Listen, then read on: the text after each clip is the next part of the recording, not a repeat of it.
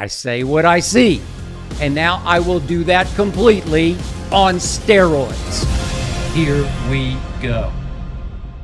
This is the Skip Bayless Show. And this is a monumental day for me. A Cowboys just won the Super Bowl kind of day for me. Now, I'll get to my Cowboys prediction in just a moment, along with my Eagles prediction, and my Aaron Rodgers prediction, and my Caleb Williams prediction, and my Super Bowl prediction. And I'll very quickly get to several of your probing, piercing questions. Even a couple of your skip questions. Bring them on. And I will end today's show with one non-NFL topic because I can't quit watching and talking about Caitlin Clark. Forgive me. And I got a scalding hot question about Caitlin versus Angel Reese. But first up, I welcome you to my kickoff special. The NFL season is about to start along with my new life. I have never been more excited for a football season and a new beginning. I have waited a long time for this moment. I am finally free to unleash in ways I never have, free to give you every bit of me without boundaries, or handcuffs, or fear of suspension. I recently left FS1, an exit I'd been planning for several months, because I wanted to do this. I wanted to be my own boss, to bet on myself, to break free from the TV networks I've worked for 35 years. For 35 years, I've been told, don't. Careful. I've tiptoed, sidestepped, pulled punches, protected our quote-unquote network broadcast partners, the leagues whose games my employers televised. Now, no more night before memos saying, no. No more bosses with huge egos and hidden agendas. No more games that have to be played behind closed network doors. Now I'm free to be 1,000% me. I've often seen things before others do and said things others won't, but there were always camouflaged limitations and restrictions. No more. Quick example. Had I still been working at FS1, I would have been told, no way can I discuss on air this Tom Brady controversy. In this case, I happen to be on Fox's side. Brady's obviously trying to Bigfoot the network into letting him have his ownership cake and eat it too. Brady is trying to get approved to buy 10% of the Las Vegas Raiders, but if he does, the restrictions the leagues will put on him as a broadcaster will make it very difficult for him to do his analyst job for Fox that's paying him $375 million to do. Let the ownership go for now, Tom. Commit to a network that has committed so much money to you. Quit trying to bully Fox before you've even called your first game. As I've said many times on FS1, Brady is the runaway GOAT, clutchest player ever, far more valuable than Belichick ever was. But on Brady's Netflix roast, he became the smiling assassin. He set up and he bullied poor Belichick with a scathing rebuke that ended the night. I say what I see.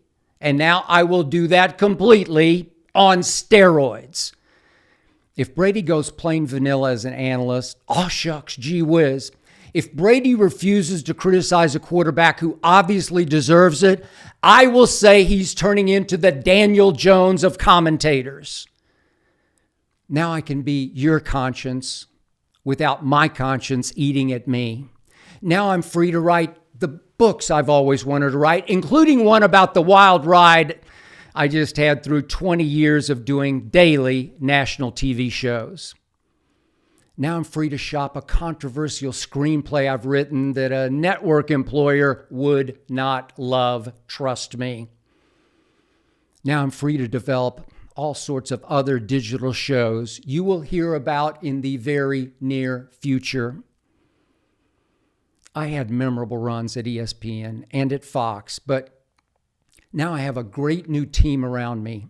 And am I ever about to unleash on this show, on X, on Threads, on Instagram, on YouTube, in videos I will post regularly on all platforms? Buckle up. Here we go. I begin by unleashing on my Dallas Cowboys. Let's start with a question from Callan from Concord, Massachusetts. How many times are you going to fall in and out of love with your Cowboys this year? 17 times? Callan, it's funny you use number 17, which happens to be the number of my new, very weirdly and sadly, favorite Dallas Cowboy. Callan, do you remember my final reaction to what happened last year to my Dallas Cowboys in their home playoff game? Do you remember me throwing every last piece of my Cowboy garb, my hats, my jerseys, into my trash can? Whoomp, whoomp, whoomp. Was I ever hot when that game ended? I didn't miss a single throw, and that's a pretty small trash can I was throwing into. Whoomp, whoomp, whoomp. All those hats, all those jerseys stayed in my trash can, and out they went from my house. My Cowboys were down 27-0 before halftime of a home playoff game as the 2 seed versus the 7 seed. That was just so very wrong. Now here's the painful irony. I hold in my hat, if you can see this, the one new piece of Cowboy garb that I have. I just ordered it, just received it. I like this hat actually a lot. Maybe it'll bring me a little bit of luck this year, who knows. But the painful irony is I only wanted one new jersey this year. I didn't pull any strings. I try to keep an arm's length from the Dallas Cowboys. I probably could have gotten a free jersey. But I ordered it off NFL.com like everybody else would. And guess what I was apprised of? The Brandon Aubrey jersey I wanted was sold out. I have to wait for my Brandon Aubrey jersey, which I'd planned to wear for this show today, to welcome in a new Cowboy season. And yet think of the painful irony. It has come to this for me. My new favorite Cowboy is a kicker. I hate kickers and I hate kicking. I don't hate kickers. I just don't trust them because they go south in a split second and you can't get them back. I hate kicking. It's such a silly gimmick that has way too much impact on the scoreboard of NFL games. And it has come to this. I tried and failed to buy a Brandon Aubrey jersey, a number 17. So, Callan, you're right. I've had 17 second thoughts about making this prediction, but I slept on it, and I'm sticking with it. The Dallas Cowboys I picked just 1 year ago to get to the Super Bowl are about to go 8-9 and miss the playoffs. Miss the entire freaking playoffs. Yep, I'm talking about the same team, the same Dallas Cowboys that I saw that 2 ESPN analysts picked to win this year's Super Bowl. The same team that I saw 2 USA Today national experts pick to at least get to this year's NFC Championship game for the first time in almost 30 years. The same team whose quarterback in 2 Madden simulations was projected to be this year's MVP of the NFL. That same team, I'm saying 8-9, miss the playoffs. You know why? Because the same team I have lived and died with since I was 10 years old is being ridiculously overrated. Isn't it always that way with the Dallas Cowboys? Overrated by lovers and haters. Always too feared, too overrated, too overhyped. Meanwhile, the team I've hated since I was 5 years old, is being dangerously underrated. I'm talking about those stinking Philadelphia Eagles.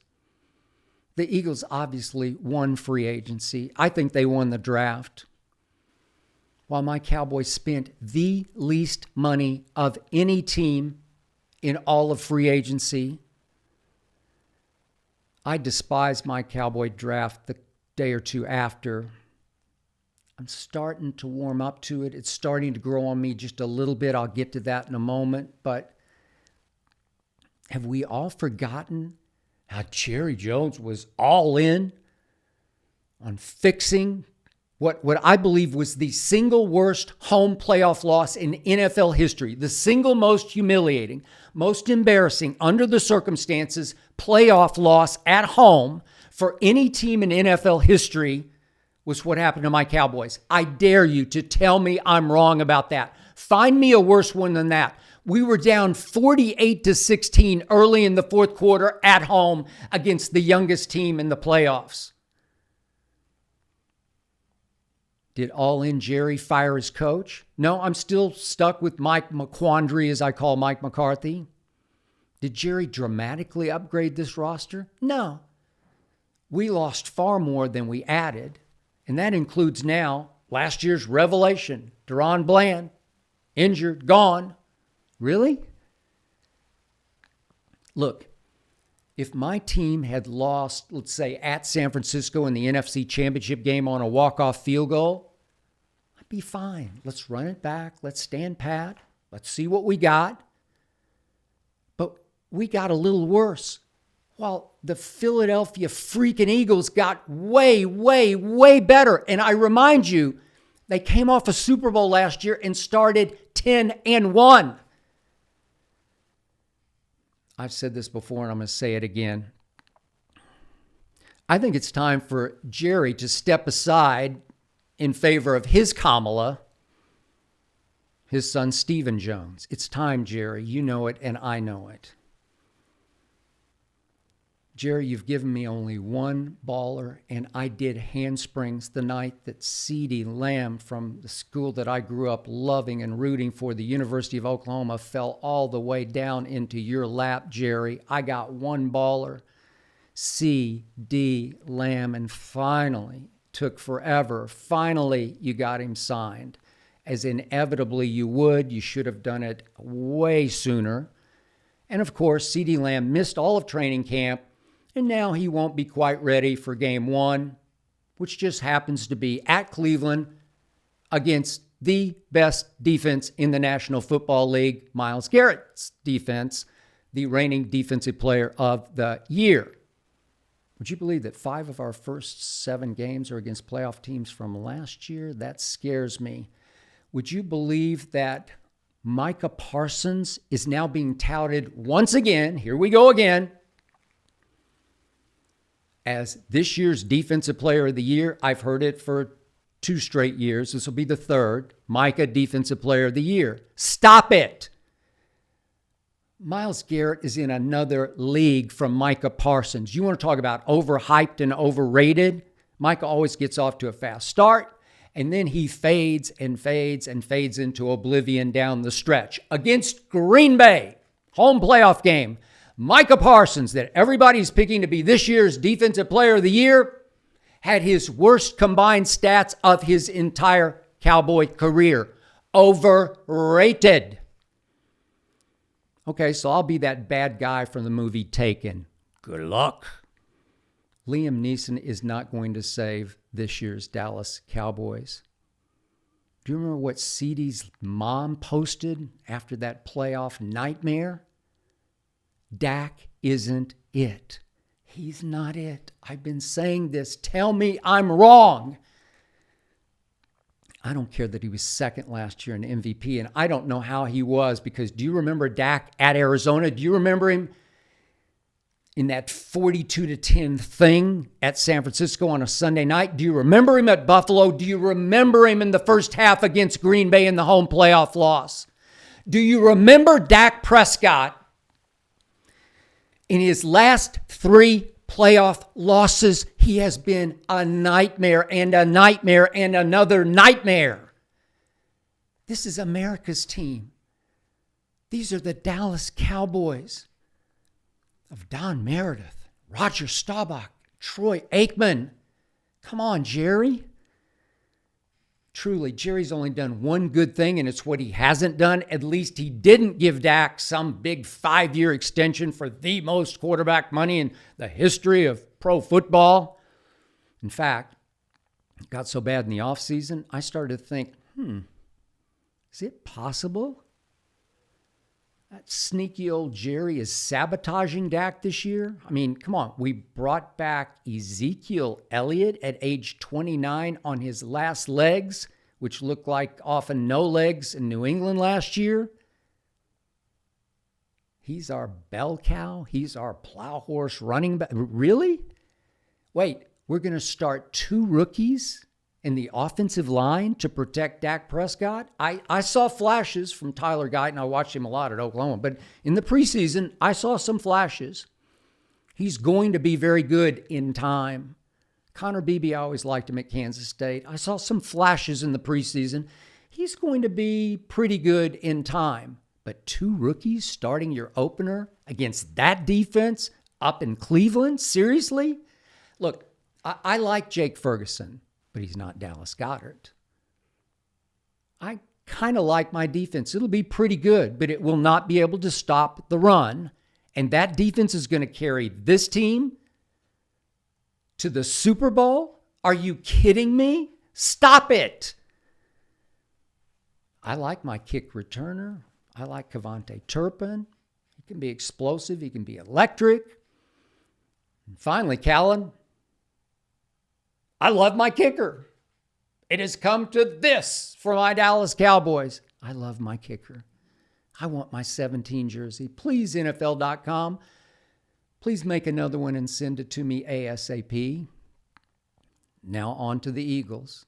The biggest reason the Eagles lost 6 of their last 7 games was that the quarterback was feuding with his best receiver, A.J. Brown, and the quarterback was clashing with his coach, Nick Sirianni. Simple as that, and I am told both have been fixed, which leads me to my next question.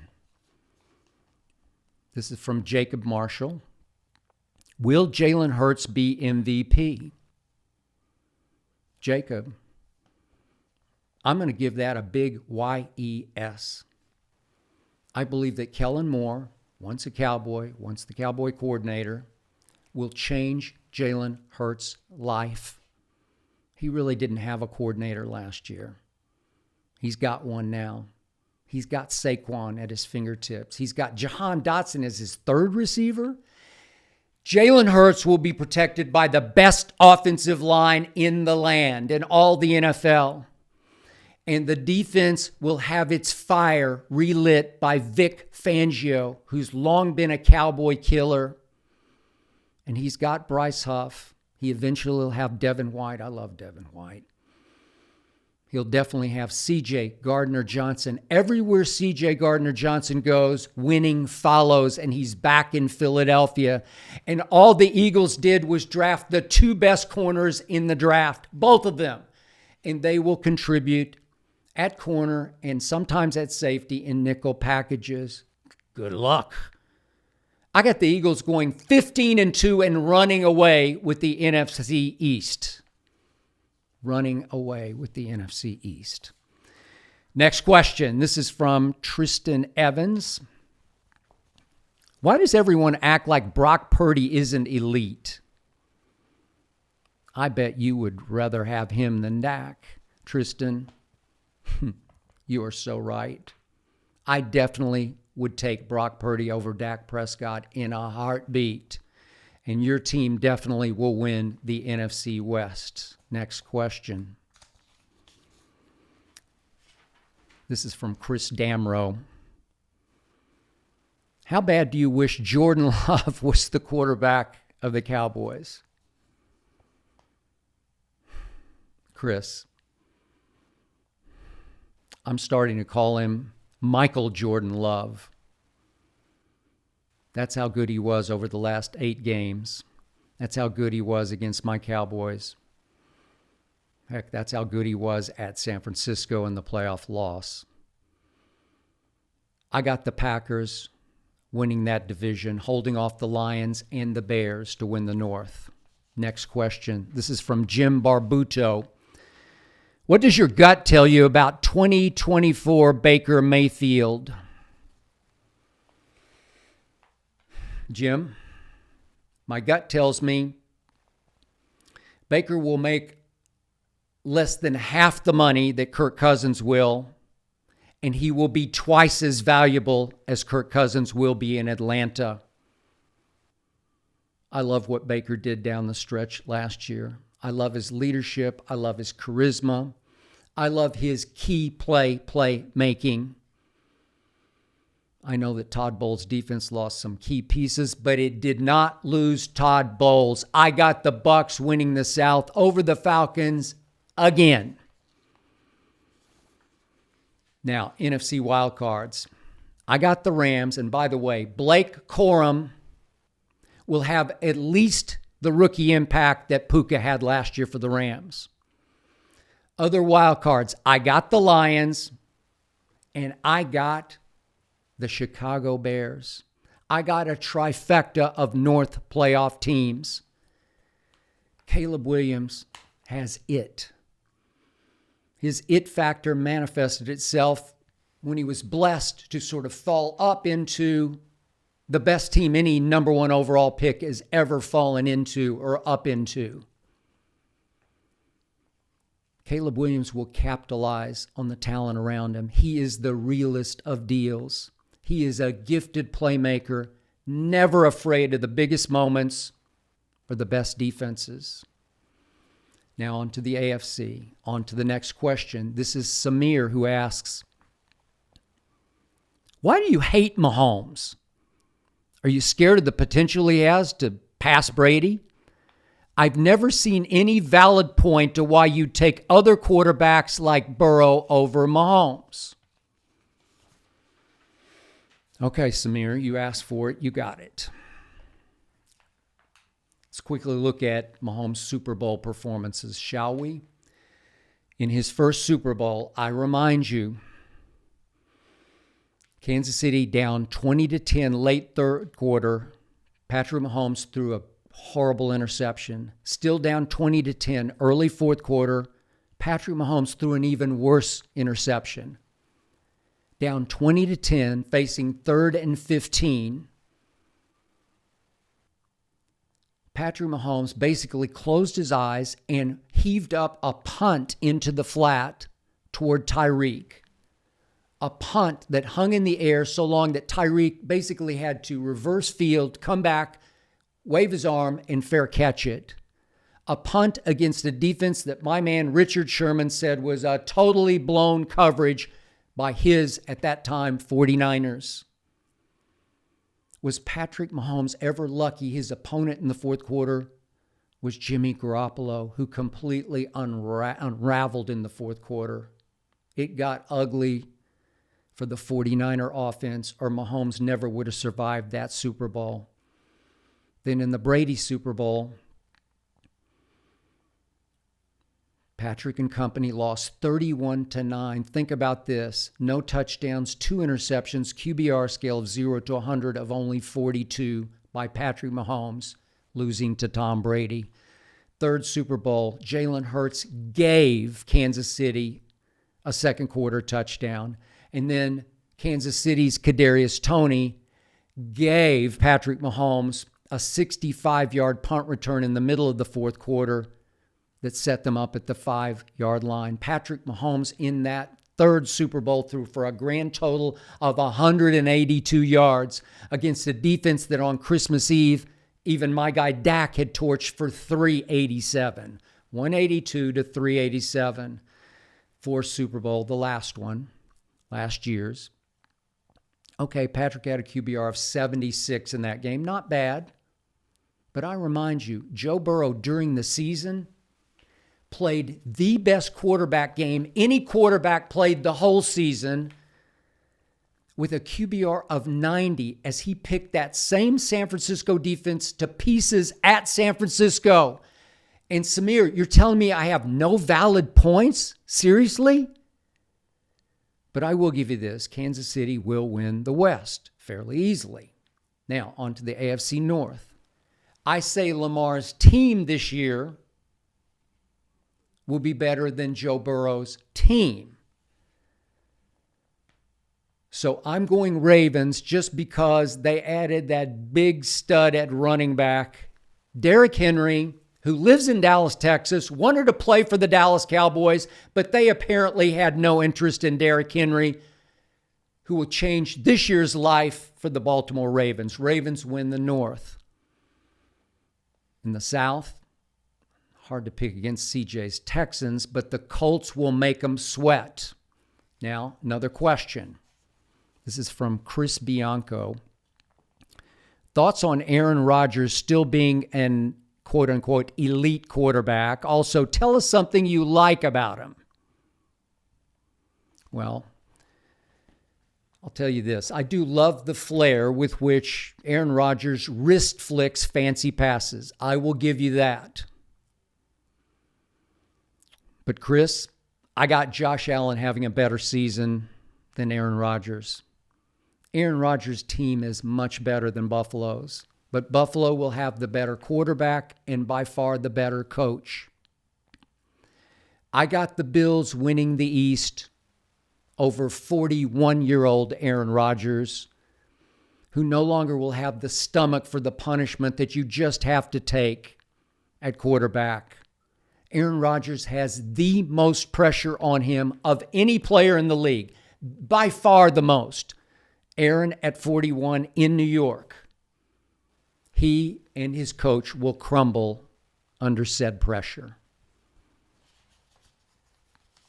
AFC Wildcards. I got the Bengals. I got the Browns. I got a shot in the dark. Speaking of dark horses, I got the LA Chargers making the playoffs. I believe in Jim Harbaugh and what he'll do for Justin Herbert. I don't love the Chargers on paper. I just love Jim Harbaugh and the talent of Justin Herbert, untapped until now. Back to the NFC. This time, Michael Jordan Love upsets the Niners at San Francisco in the divisional round. So I got Packers at Eagles in the NFC Championship game. And Jalen Hurts, regular season MVP, returns to the Super Bowl. In the AFC, Joe Burrow again beats Mahomes in his house in a divisional playoff game. Sorry, Samir. Sorry, Swifties. No historic three-peat for the Chiefs. So I got Bengals at Ravens in the AFC Championship game, and Lamar rights last year's wrong. I still haven't gotten over it.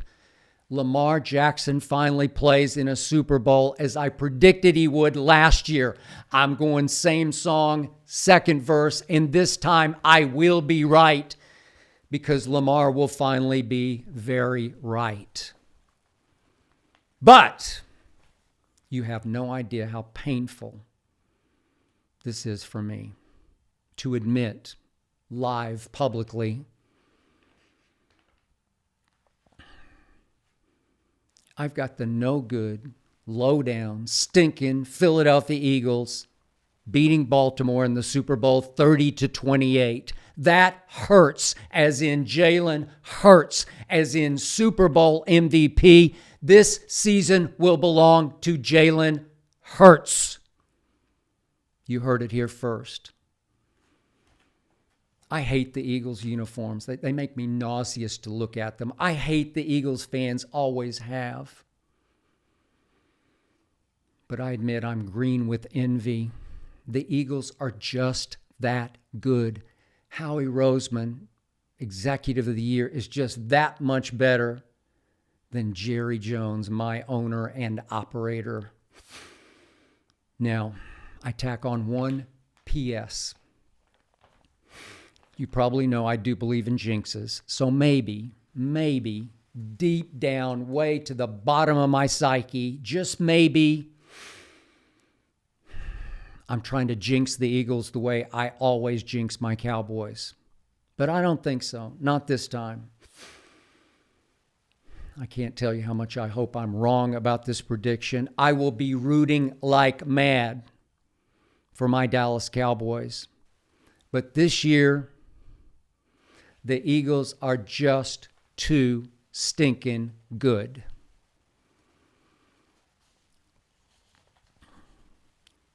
Now we change gears. Another question. This one from Brittany LaCroix. I mentioned it earlier.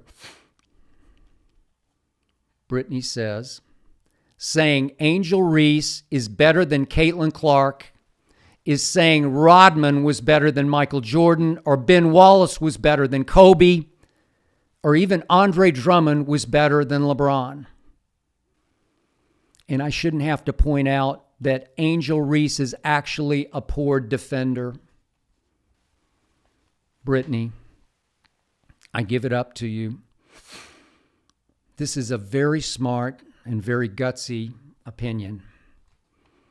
But please, let's not put Andre Drummond in Rodman's or Ben Wallace's stratosphere. No, please, not that. And just for the record, Caitlin isn't much of a defender either. Though she can and she will steal the basketball. She's 15th in the WNBA in steals. Pretty good.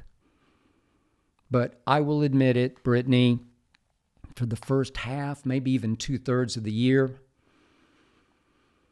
I had Angel over Caitlin for WNBA Rookie of the Year because of Angel's extraordinary double-double streak and because of Angel's Rodman-esque rebounding. Never seen anything quite like it. She has run away with the WNBA rebounding lead, crushed the field in rebounding.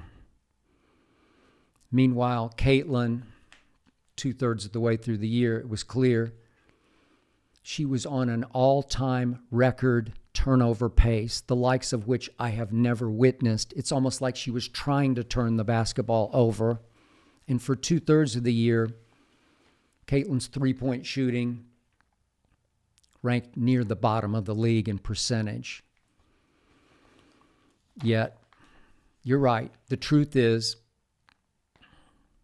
Angel's a poor shooter of the basketball. I don't know any other way to say it. She's just a poor shooter. She's now 38% from the floor, not from three. She's 2 of 12 from three. That's 17%. I'm talking about 38% on common shots from the field. 38%. That ranks 51st of 56 qualified players. And just for the record, Angel's team has now fallen to 11-22, so she isn't having nearly the impact that Caitlin is having on her team. Caitlin Clark is running away with the WNBA assists lead. She's 25 better than anybody else in the league. It's pretty extraordinary for a rookie. Caitlin Clark, in a shock to me, has proven already to be a once-a-generation passer. I did not see that coming at Iowa. I thought scoring, yes, she's the all-time greatest scorer in the history of college basketball, men's or women's. But passing like this, I'm talking about gifted LeBron-esque bounce passing. I'm talking about gifted LeBron-esque two-handed, full court, touchdown pass kind of passing, the likes of which I don't see in the WNBA. She's having impact on her team that nobody else in the league is having on her team. This is a team that went 13-27 last year. And suddenly, the Indiana Fever are the hottest team by far in the league. In the league. I've got the fever. I can't help it. I can't stop watching. I can't stop talking about the impact Caitlin Clark is having on game after game after game. She takes over. She maestros. She controls game after game after game with her passing and her carefully chosen spots to score.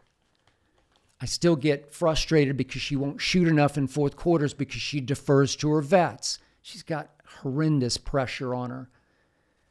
Not to be a diva,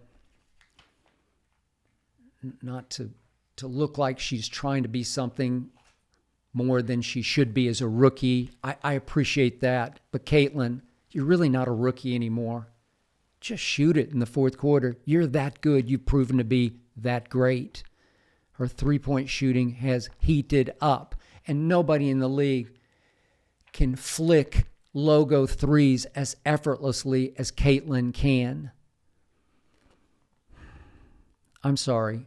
It's gotten to the point where Rookie of the Year is over 2-3 weeks ago. All of a sudden, Caitlin Clark is starting to push Asia Wilson for MVP of this league, and I am not exaggerating. She is starting to push Asia as the best player in the league because I don't see anybody control a game the way Caitlin can. So, Brittany,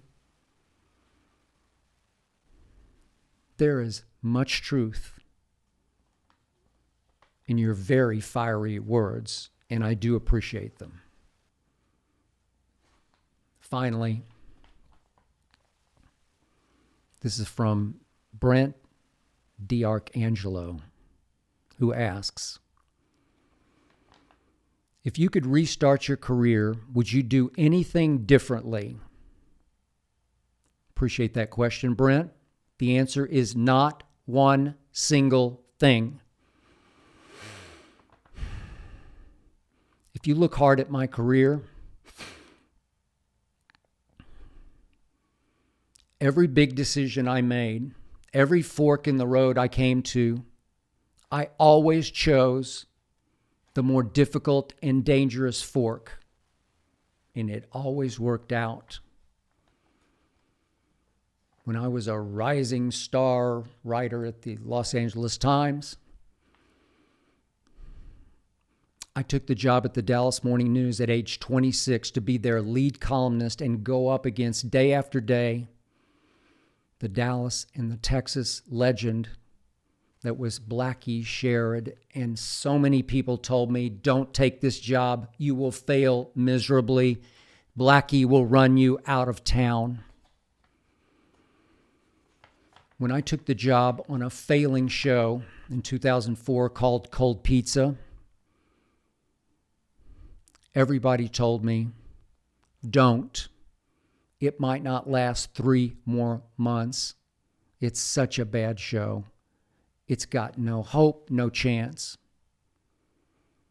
2016, when I left Stephen A. and ESPN, everybody told me, don't do this. FS1, die a quick death.